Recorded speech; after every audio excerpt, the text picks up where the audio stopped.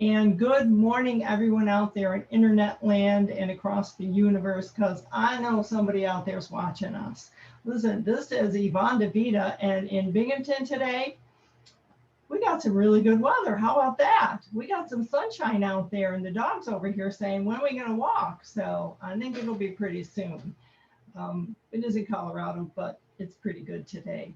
Today on Smart Conversations, I have a fantastic guest. I mean, this woman has been inspiring me this last week to do new things and talk about story and just, up my game a little bit. So her name is Annette Simmons. And Annette, welcome to the show.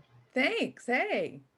So here's a little bit about Annette, everybody. And this is just brushing the surface.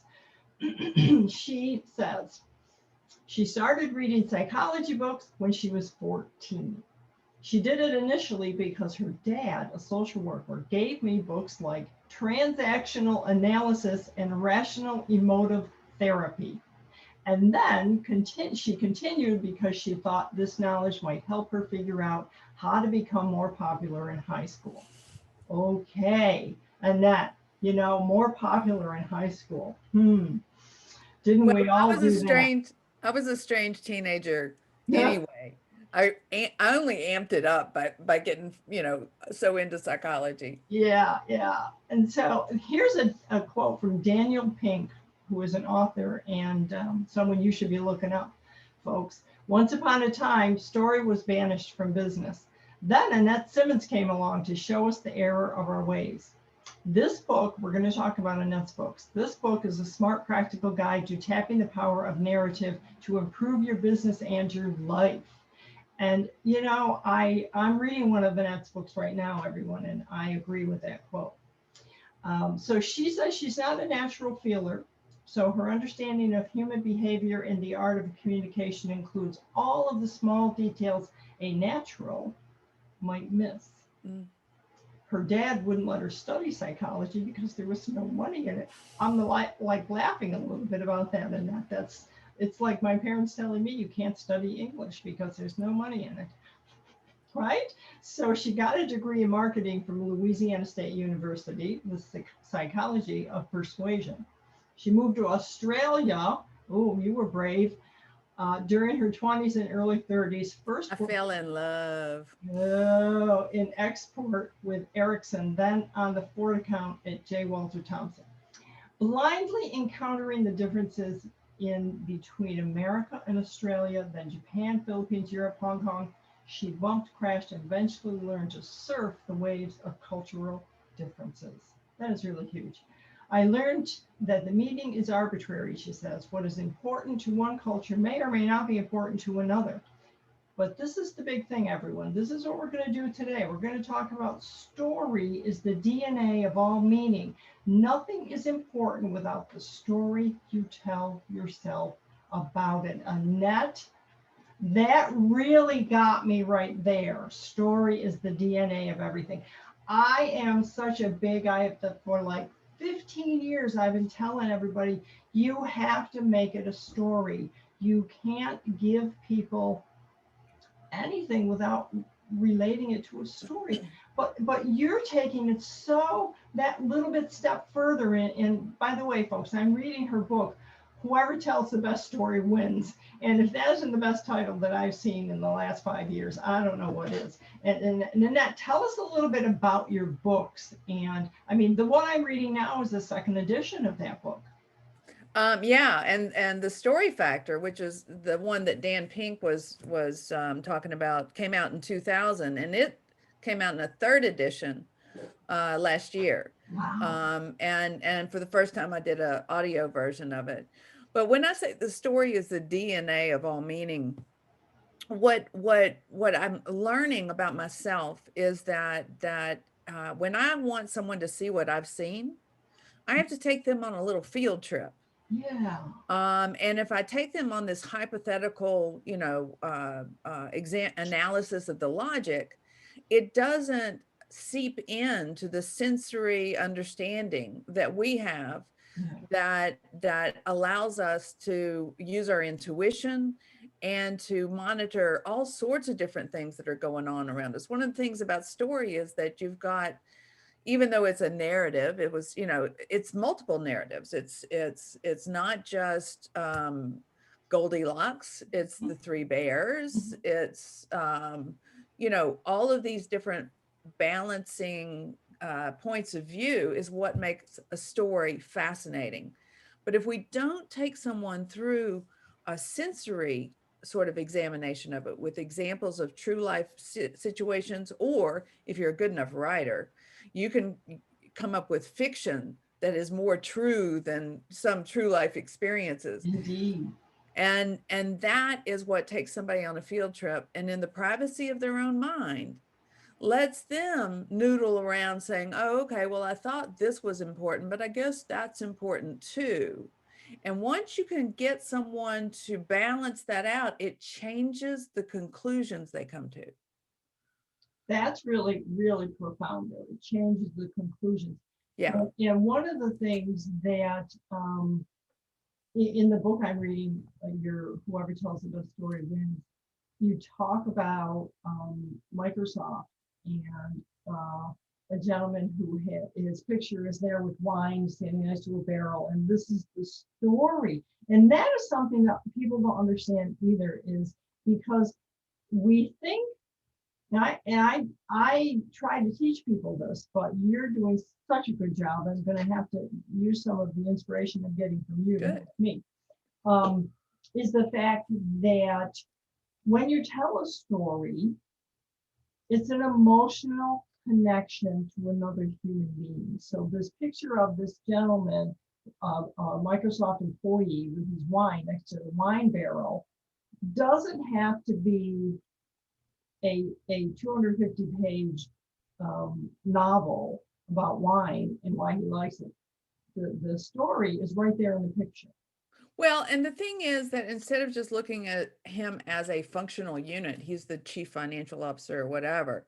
And we don't want to make this guy out to be a wino. He was demonstrating that he has a personal hobby. Yep. And so instead of a closed shot on the website, in getting to know his team better, he decided to give a more casual shot that illustrates that he has a personal life outside. I can imagine a friend of mine actually from Microsoft was talking about walking through the aisles of all the coders and software designers in different companies. And a lot of them in the more creative companies, you see the guy's rock and roll band that he does on the weekend, in the picture, he has cartoon animals around there, or and it makes it what that does is while it's all this personal stuff, it inspires the creativity and interaction between people. Because if people are setting themselves up to be in competition, then they have every reason to withhold the information. And yet when we set ourselves up, as a collaborative group, as a team, and I show you who I am and you show me who you are, and all, the bad stuff as well as the good, then we're much more likely to create, ideas that are a function of 10 different perspectives, right, that are much better than either I win or you win. That limits our thinking. Yeah. What about the it's not a concept, but what about the fact that each of us reads a story and takes something different from it? And I mean, so the writer, as I tell my clients, you are writing to a group of people, and the message that you're conveying to them, it might be your message. We talk about that a lot, but they are going to take it from a story perspective and make it theirs. I can be very specific about that. I'll talk about the book that I'm just finishing up right now, which is Drinking from a Different Well: How Women's Stories Change the Meaning of Power in Action, which basically women and men tell different stories about what power means. So I wanted talk about women's perceptions of power. And women, we get gaslit. We get told that our perceptions are, too emotional or weak or wishy-washy or whatever. And so in the beginning of the book, the first thing I do is I tell my personal story about how I was trained with the best of intentions by my dad and everybody else around me, that what matters most is achievement. Yeah. And I learned that lesson. And so in me telling my story, for instance, one little piece is he would get me up to go fishing at 4 a.m. When I was a little girl, I hated it. We would be outside in the sunshine all, until 1 o'clock. I'd be sunburnt. I would have to pee over the side of the boat. He Oh, wouldn't take me in to go pee. And he told me that was fun. And so, and for a while I believed him, and so when I tell that story, my guess is that every woman out there has a similar story about being told. But the thing is, if I don't tell my story, then you don't remember your story. mhm. And so that's what happens when we tell our stories for these readers, is that sometimes they have an exact same situation, and then sometimes it's something they've never encountered. And so it opens up their eyes to think, oh, I never thought about it that way. Well, for women especially, there's a certain amount of permission that we feel that we need. And I'm astonished about this, because by golly, didn't I fight back in the 60s and 70s for women not to have to need permission? But I see young girls even now who are afraid to tell the Well, story. the system trains them to think in terms of competitive narratives. Mhm. And competitive narratives actively discourage vulnerability.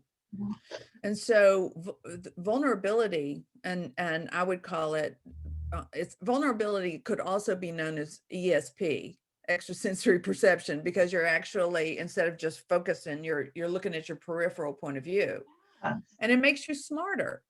And so, but when we get smarter, and then we point out, I'm not sure it's a good idea to exploit those workers in China, Mhm. we get told that we're like too emotional, or we're not paying attention to the bottom line. Like, Right.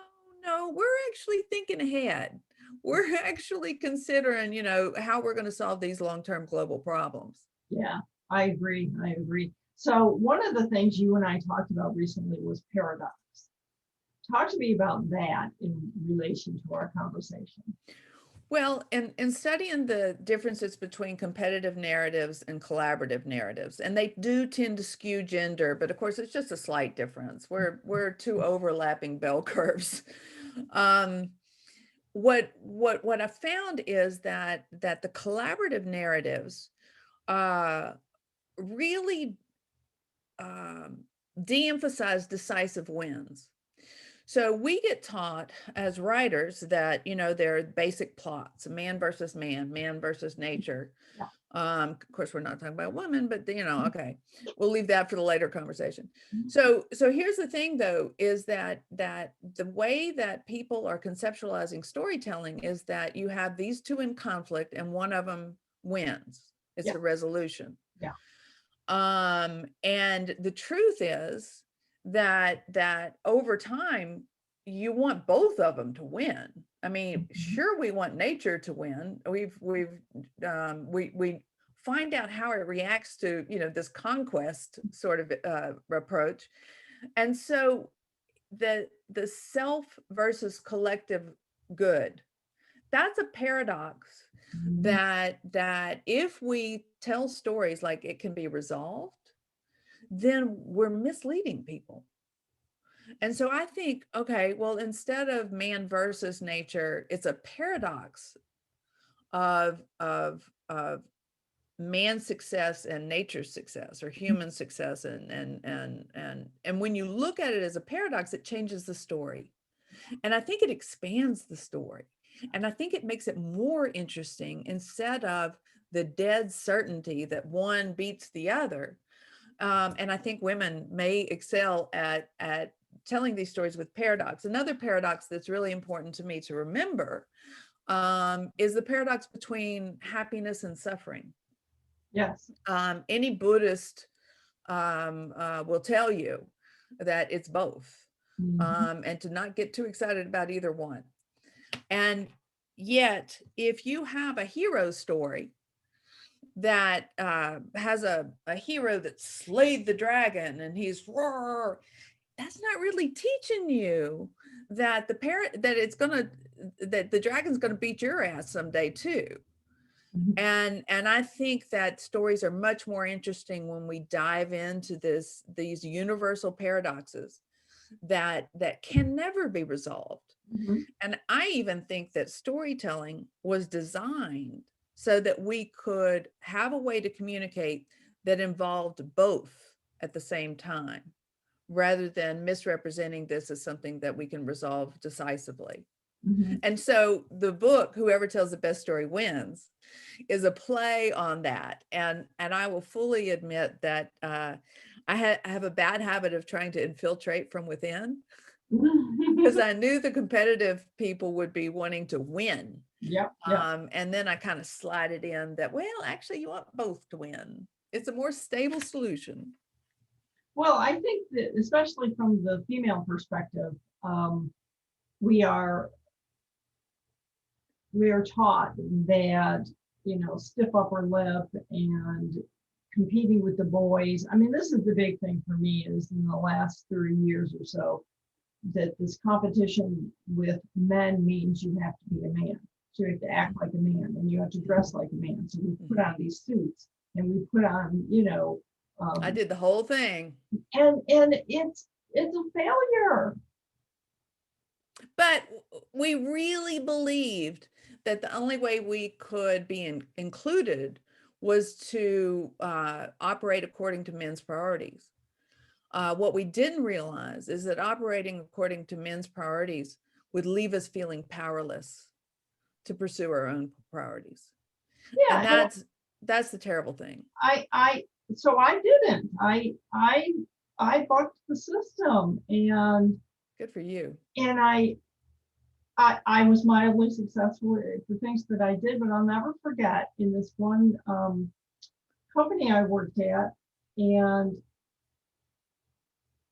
one of the partners came up to me, and I was very upset about something, and I can't remember what it was. I just remember him coming in and looking at me going, who are you? You're the person who's so strong and courageous, and you never let these things bother you. And I thought, well, yeah, but I am still me, and this upset me, and you're seeing me as being upset. And it just struck me that they weren't seeing the real me. And they weren't valuing the fact that you were upset, because it's our values. The Cassandra story, if people are familiar with the Cassandra myth, that she warned that inviting the Trojan horse in would kill everybody and nobody listened to her. Well, that's an example of competitive narrative, which is Troy first, trying to win this victory, even though the Greeks are tricking them into thinking they've won a victory. They're actually inviting disaster. And one of the things I've learned about collaborative narratives is the piece that goes missing when we're forced to only operate within competitive narratives is the prediction of long-term harm, or the investment in long-term good.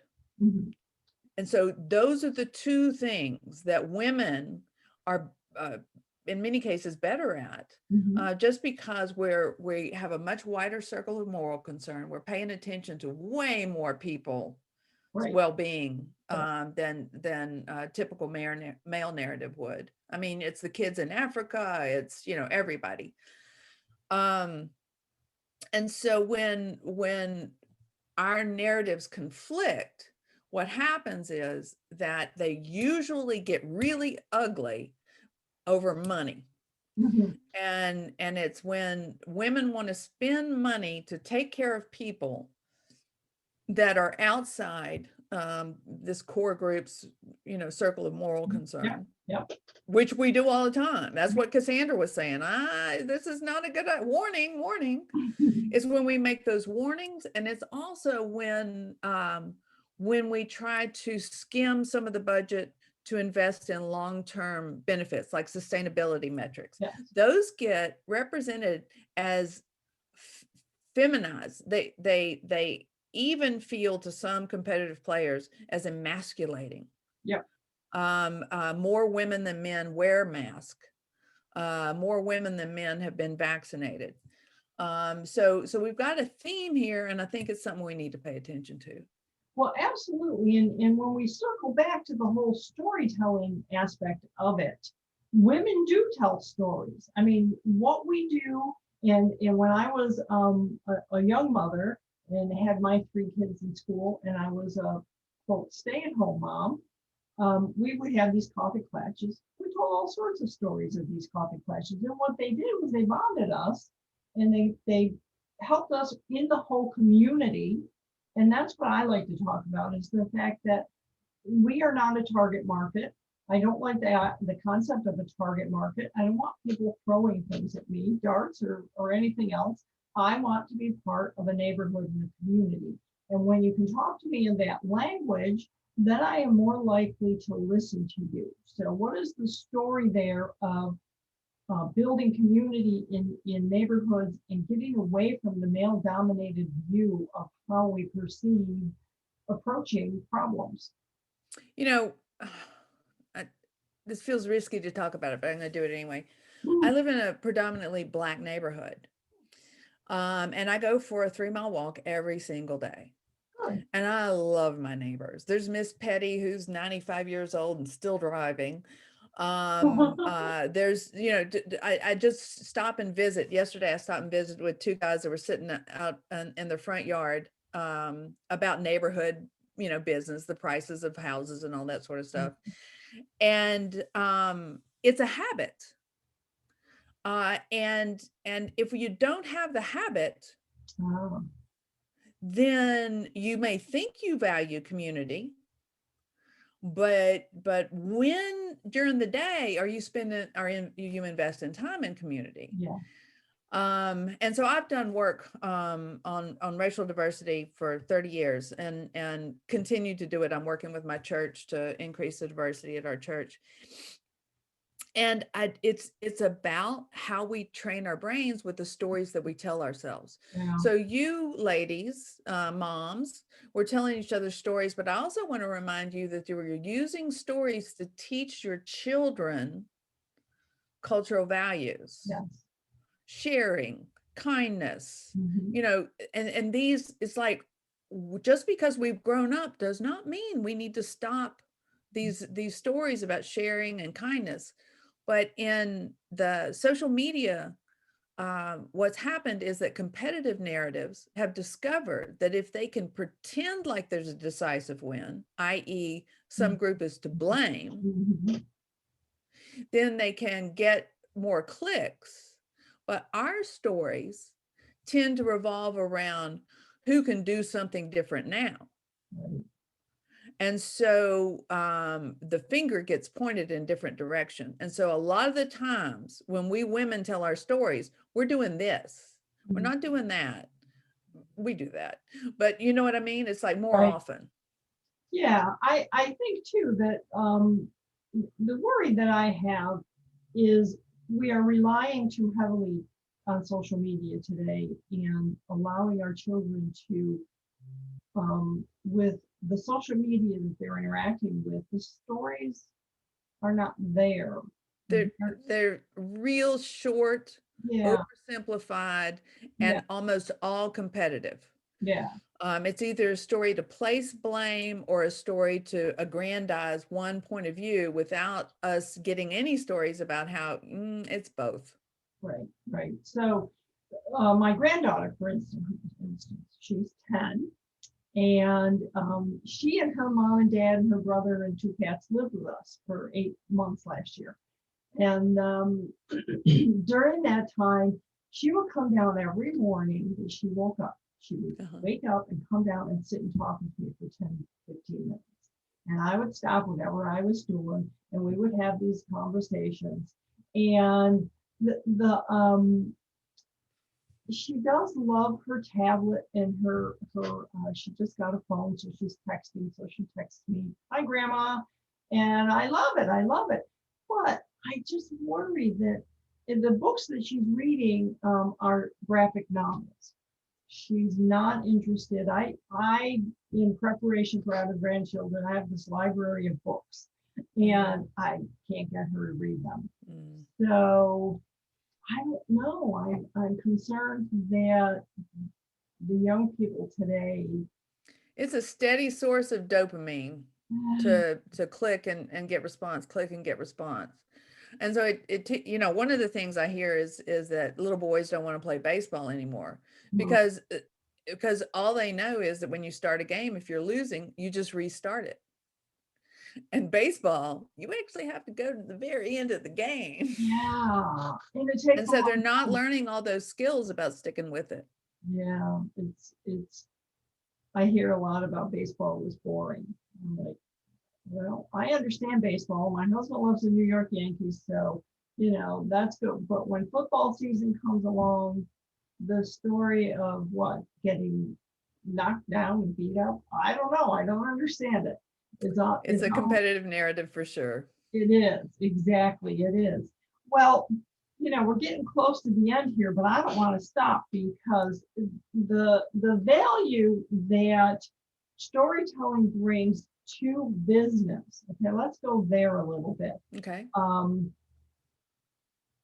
It's not, I think I'm reading a little bit in the book that I'm reading right now of yours, that just what you said earlier, it isn't an I win, you lose. It isn't, it's more of a collaborative team thing. And when you let the stories build, it's an emotional, let me go there. It's an emotional connection that human beings have to each other in a way to appreciate and approve and just like somebody else. I mean, well, it's a vicarious experience. Yeah. And especially when we start telling stories about, whatever stories that were significant to you were significant because of some emotionally important dilemma and a learning. We don't, trauma stories, are by definition a learning, not necessarily learning the right thing, but when we narrate it, then we give someone an opportunity to go through the dilemma themselves without having to take any real risk. It's all in their imagination. And so one of the things I try to do is with this new book particularly is to give women a rehearsal of speaking without asking permission, for instance. And you know what? It is transformative for me as well. I am still being transformed by realizing how much I contribute to competitive narratives. And I didn't even know I was. So for instance, I'm going to tell you, I hope he doesn't watch this. So I was in I attended a webinar where there was a guy who's written books about storytelling. And so he saw my face and he's like, "Oh, Annette Simmons, I haven't met you yet in person." And I said, "Oh, well, I know your work. I'm really a big fan." And he goes, and doesn't say anything. And so, and everybody else is uncomfortable and, and so I was bitching about this to my therapist, right? And she says, "Well, when you said you were a fan of his work, were you being authentic?" And I was like, "Oh, I wasn't, because I'm not." And I mean, we are so sucked into these narratives. Exactly. I am leading with my please like me, and getting rebuffed. And whose fault is that?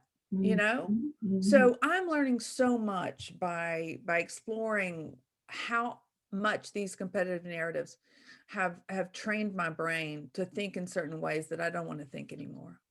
That's a really, really great story, because we do it. I've done it. I've Yeah. oh yeah, when, you're like, well, I gotta say something nice, because that's my mama said I gotta do. But I she, know, and it no, doesn't mean we. no, what she said is, if you can't say something nice, don't say anything at all. Then that's what I should have done. That bingo. Yeah, yeah. So, Annette, this is really great. Tell us, before we leave, first of all, tell us about your books, Okay. and where we can go to find more about you and buy your books and all of that, because I will, of course, share all of this, links and everything, in the blog post and Thanks. on YouTube. But tell us now, tell us first of all, I mean, how many books do you have? I'm on my 5th. So the first one I wrote was called Territorial Games, Yeah. which is that was back in 1998. And basically I gathered stories, because when I would leave a meeting and I would say, well, that guy was, trying to undermine me, and be, oh no, you must be making that up. And it's like, Yeah. no, I'm not making it up. So I gathered real stories, and identified the 10 games that competitive players do to undermine collaborative narratives. A safe place for dangerous truth, which is like, okay, these people need to talk about this in the room instead of in the bathroom after checking for feet. How do we get this, in the meeting? And then I learned the story factor. We have to be able to tell the stories. And so the story factor, and then whoever tells the best story wins, which is your reading. The story factor is on Audible. The 3rd edition that just came out last year, it originally came out in 2000. So it's up to a 3rd edition. It's got 2 new chapters, and that's on Audible.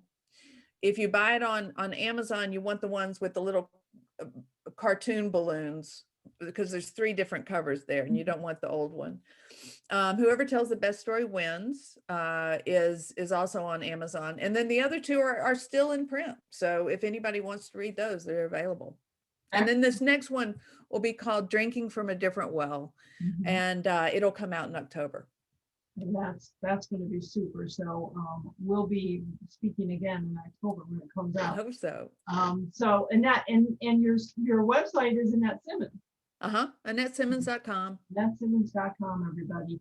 I will be giving everyone all of that information, and a little more thoughts about our talk today, because I just think we could talk about story and how massively important it is, in just like, even, I mean, the stories that a husband tells his wife and a wife tells her husband and all that kind of thing.